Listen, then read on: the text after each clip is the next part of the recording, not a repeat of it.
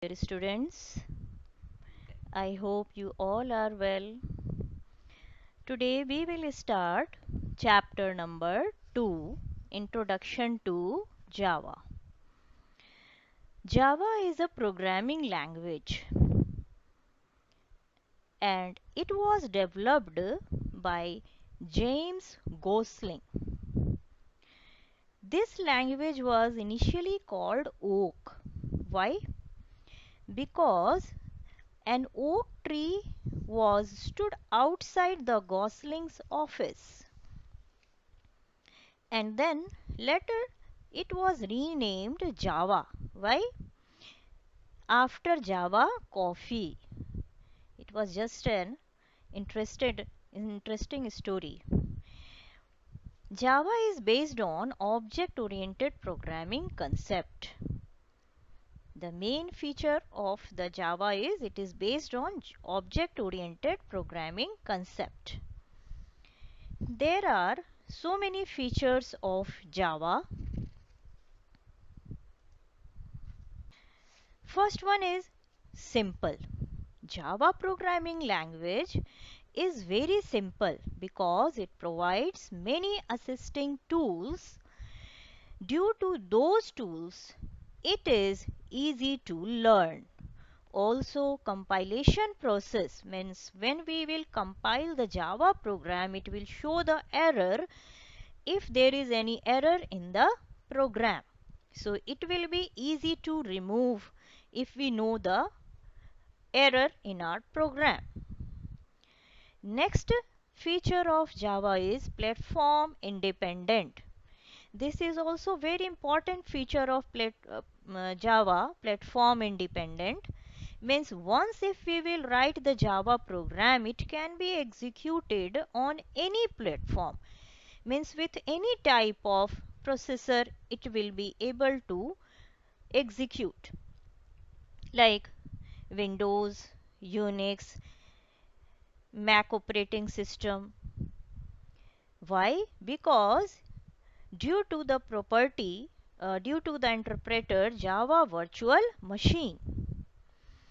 So once if we will write the program in Java, it can be executed on any platform.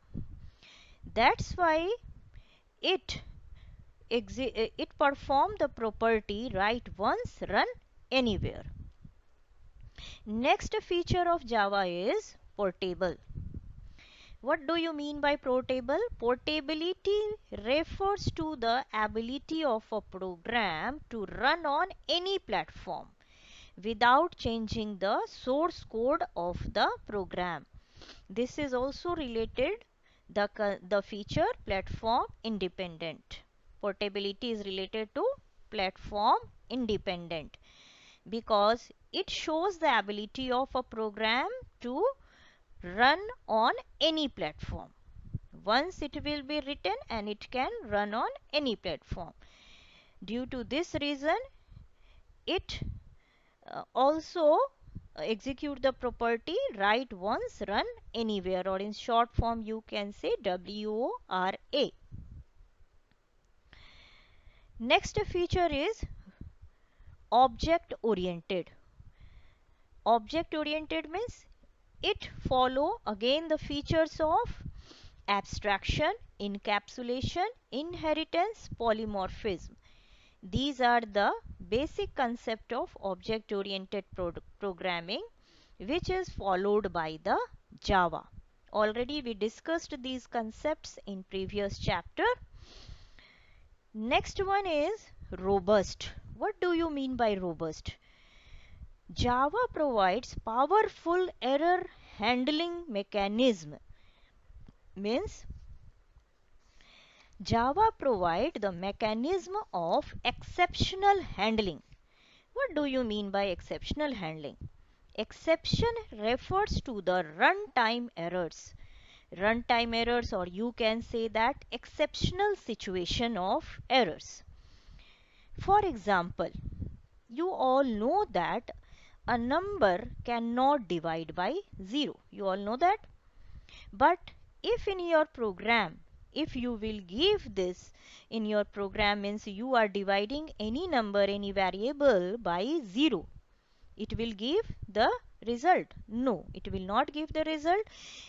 It is infinite. So to tackle this situation, to handle this situation, we can use exception handling. So this type of exceptional handling is necessary when we are developing applications to take care the unexpected situation. Some other type of exception cases can be like running out of memory and you want to open that file which is actually not exist, then how can it be opened? Okay, and maybe there is a network connectivity problem. In these all cases we can give exception handling mechanism in the Java. Next is secure. So Java has built-in security feature. Java has already built-in security feature that verify that the program do not perform any destructive task like accessing the files on a remote computer without permission. You cannot access it. And when you access a program over the internet, it is susceptible to attacks from the various virus programs on the internet. So what happened in Java? In Java, the compiled bytecode is strongly type checked. So if you will do any changes, if you will make any changes in the bytecode, it will be flagged as errors in the program and it will not execute. So Java has built-in security feature. Next one is wide application area. So if you will write your Java program, it can be used in any developing program of various kinds. And it can be also used in variety of devices such as networking of PCs, the internet, the mobile, the internet software. Anywhere you can use these Java programming languages. So there are so many features of Java. Next we will discuss about the Java bytecode.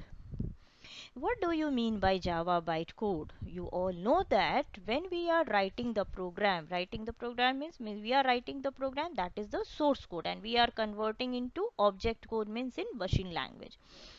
So when we are writing our program in Java, so Java code means source code is compiled to create the Java bytecode. It is compiled to create the Java bytecode.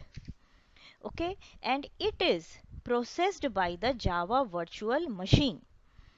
First of all, it will compile to create the Java bytecode and it will be processed by Java virtual machine. Now we will see about Java virtual machine also. So this code is independent of the processor of the computer system. Means independent means when we will compile this Java code and it will convert into Java bytecode. Java bytecode is independent of any type of processors. Means it can be run on any type of processor like Windows or Unix or Macintosh. On any type of processor it can be run due to Java virtual machine. So once we will write the Java source code and it can be compiled and then it will convert into Java bytecode and which can be accessed by any type of machine. It can be executed on any type of machine. Now we will see about this Java virtual. What is Java virtual machine? It is a software. Which type of software? It is just like the interpreter which converts Java bytecode into the machine language. So it works as an interpreter. So Java virtual machine comes in between a compiled Java code and a computer system on which you want to execute. So you can understand in this way. First of all, Java program means your Java source code.